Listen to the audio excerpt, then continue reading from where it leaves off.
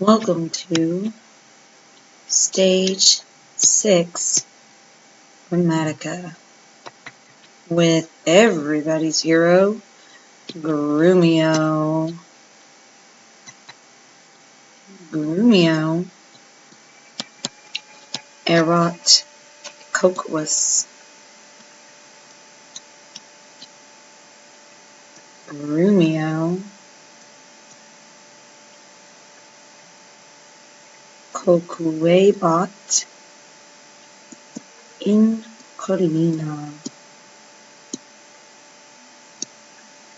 Well, fortasse. Perhaps. If he's not hitting on the slave girl. So waiting. Alright, so let's get started. The point of Stage 6 Grammatica is the difference between two new tenses. So we're talking about verbs again. So let's do a quick review over verbs. First, how many conjugations are there? Or families of verbs?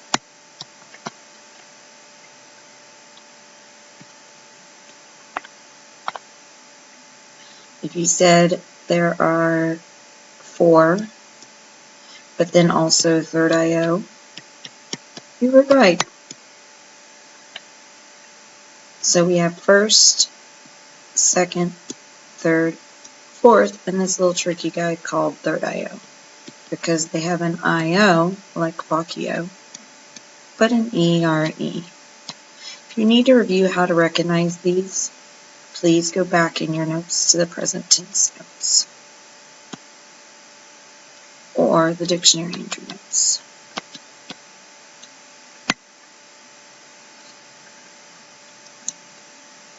When we change the ending of a verb, it's called conjugating. And we do this for various reasons. We do it to show who does the action,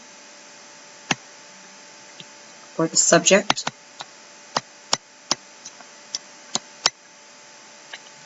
and also to show tense. There's also a thing called mood, but we'll worry about that later. For example,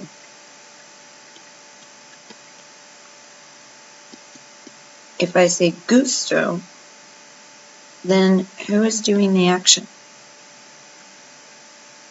If you said I, then you would be correct. But if I say gustamos, who is doing the action? If you said we, you were also correct. So notice how the subject changed because the ending changed. But in Latin, we also conjugate to show tense. So far we've only had present tense. What were these endings?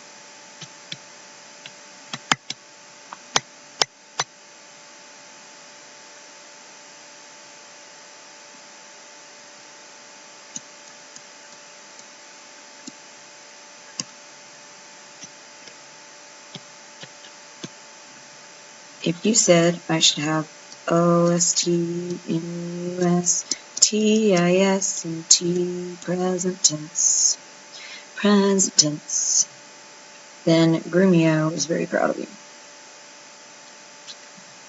But things also happen in the future and in the past. So today we're going to look at two new tenses.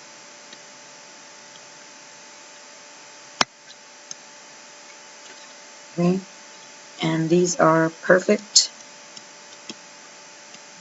and imperfect.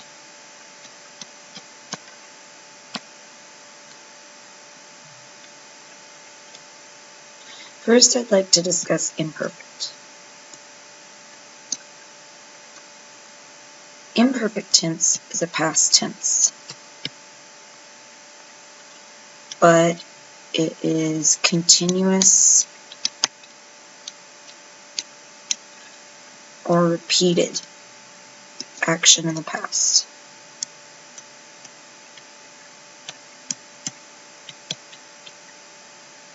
So this means if we looked at it on a timeline, for example, here's the future, here's the present, then imperfect actions would be like this. Notice how they happen several times before the present time.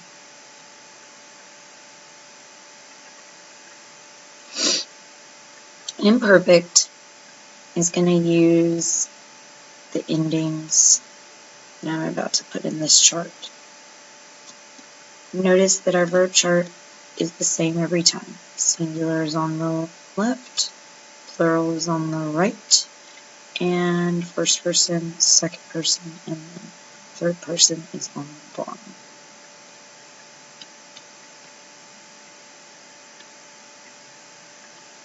The names that go in this chart are bomb, boss, spot, bombus, bodice, bont. Does anything look familiar to you about these endings?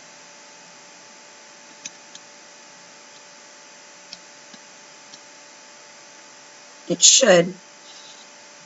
If you look closely, we're seeing some present tense. So we have ST, MUS, TIS, and T.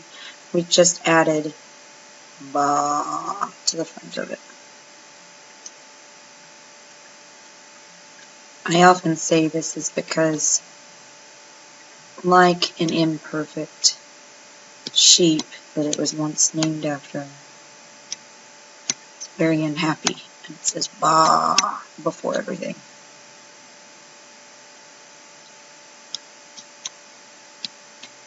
As full care, seek.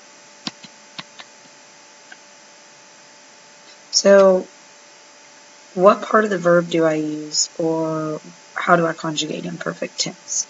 And what does it say? Well, first, in order to conjugate it, here are the steps.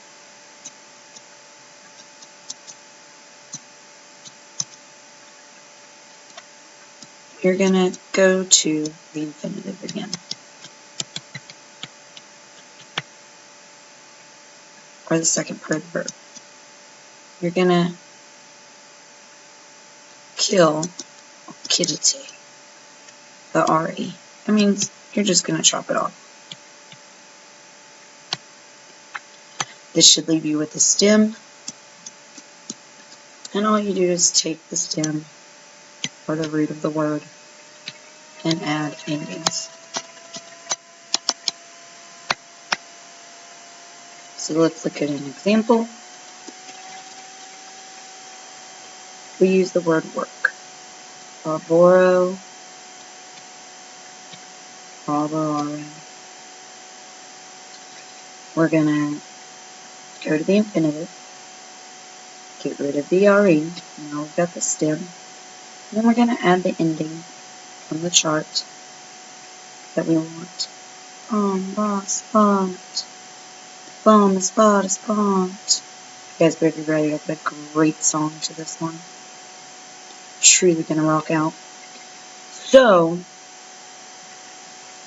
I want to say I work, then laborabo.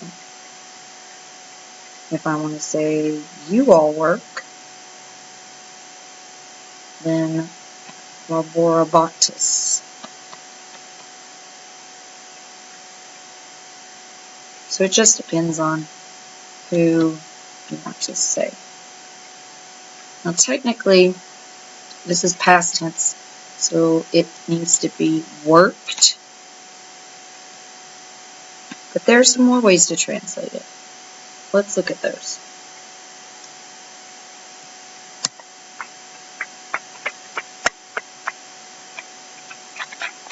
So, ways to translate the imperfect tense. Technically, there are 5 that I'm going to give you.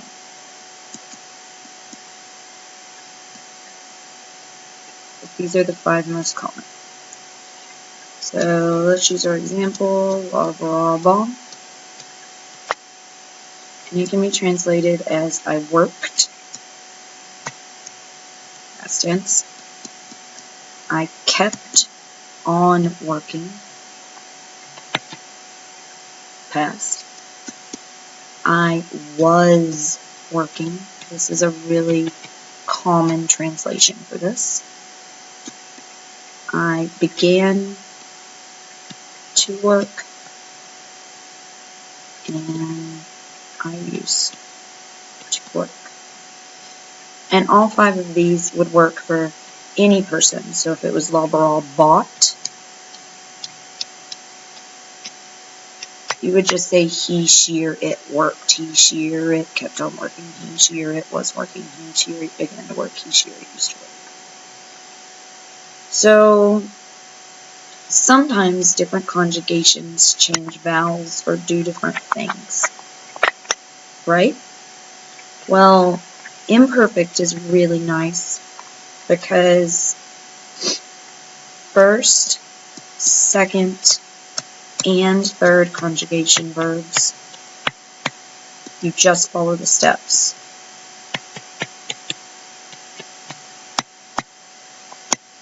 No vowels change. Yay! Okay? So that means if I have a word like sit, which would be second, then all I do is go to the second part, get rid of the RE, and add my ending. So if I wanted to say I sat a long period of time, c'est a bomb. Or c'est a boss, or c'est a bot, or whatever. Third's the same. Nothing weird happens. So if I want to take the word I'll go,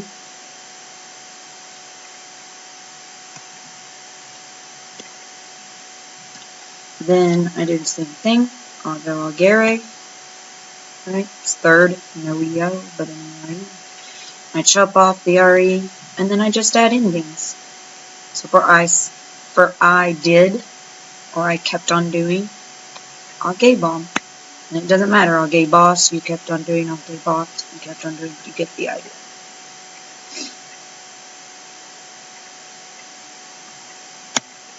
Alright, perfect tense is also a past tense. And it's even easier to make and to translate. So with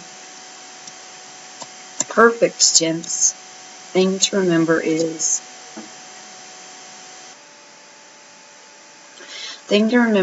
that perfect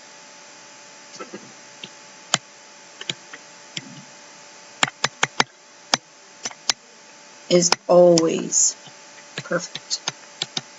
What this means is that I'm about to show you the endings and how it's made, and even weird verbs like our verb sum, fui, which we'll look at in this chapter as well, follow the same pattern.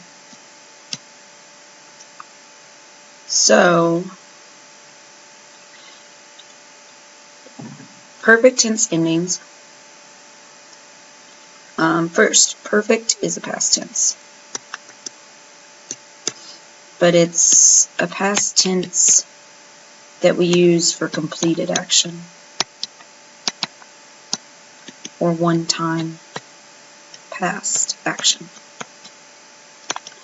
So remember that timeline where we said here's the future, here's the present, and then imperfect was like repeated or continuous. Well, perfect would just be like one spot on here if that thing only happened once. So remember, imperfect has the endings bomb, boss, spot, spot, and it has the sheet. But perfect is going to have another set of endings. So in perfect tense, the endings that you're going to use are, once more, let's look at the same thing. I, you, he, she, it, we, you all, and they. but now we're in the perfect tense with singular past action. And these are est, it, im, sistis, erunt, est, it, im, sistis, erunt. Oh yeah, this one has a great song too. You're going to be so excited. Anyway, so those are the endings we're going to add. The steps are a little different though. So for perfect tense, we're going to go to the third tertium, part 10 of the verb. You're going to chop off the I, because they all have I's at the end. And then you're going to, of course, add something from the chart for the person you want.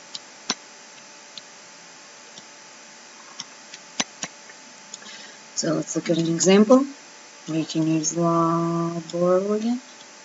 So laboro, laborare, laborawi. See, now I have to go to the third part.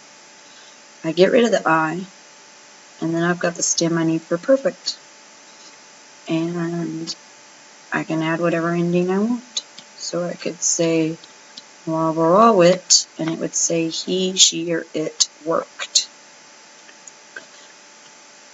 Remember how I told you that imperfect tense has 5 translations, well, perfect only has 3 acceptable translations.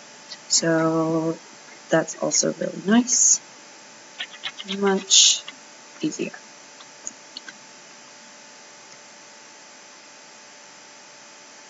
So for perfect tense,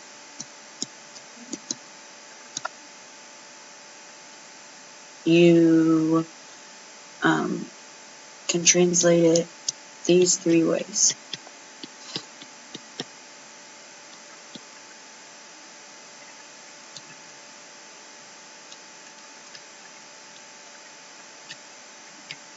Let's use our example, laborawit. So I can translate this as he, she, or it worked. He, she, or it did work. Or he, she, or it has worked. Notice did and has are perfect tense. And all verbs use the steps regardless of conjugation. So you go to the third part, chop off the I, and add your ending. Not complicated. One thing I didn't tell you about when I was telling you about imperfect, I told you that first, second, and third conjugation follow the steps. Then all of perfect tense follows the steps. But with imperfect, if it's third IO or fourth, so if it's a word like faccio or dormio, if it has an IO, basically, then it's going to always have an IE before all the endings. So if I wanted to say, I kept on sleeping, dormiebom. Or he kept on sleeping, dormiebot. Or we kept on sleeping, dormiebamos. So if it has an IO, the only difference is it's going to always have an IE here. And then you're going to still have your main stem and still add your endings. So really quick review. Grumio, Kokoebot, and Kalina. Grumio was cooking in the kitchen. Perhaps, for say, because we know Grumio was a cook, but not a very good one. We can translate imperfect tense 5 ways. I worked, I kept on working, I was working, I began to work, and I used to work. Versus if it's perfect, and if it's perfect, it only has 3, which is I worked, I did work, and I have worked. Imperfect uses the second part. Perfect uses the third part. Alright, well, good luck, and I hope that you learned something.